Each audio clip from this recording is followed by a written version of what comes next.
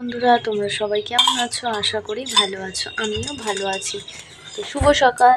এই যে আমার ছোট্ট সোনাটা, এই দেখো, মেয়ের জন্য বর্নভিটা গুলেছিলাম, ওকেও একটু দিতে হবে। তো ওই চামচ করে খাচ্ছে আর আমার মারছে। দেখো কী করছো তোমার, টাটা বলে দাও, গুড মর্নিং বলে দাও। ওই টাটা করছে। সকালে রান্না হয়ে গেছে, ও খেয়ে চলে গেছে। ওকে খাওয়াবো, আমি কাজ সারবো। প্রচণ্ড রোদ উঠেছে, সর্দিটা এখনও সারেনি, হালকা হালকা আছে। খুব রোদ উঠেছে, এখনই গরম লাগছে, তাহলে আরও কত।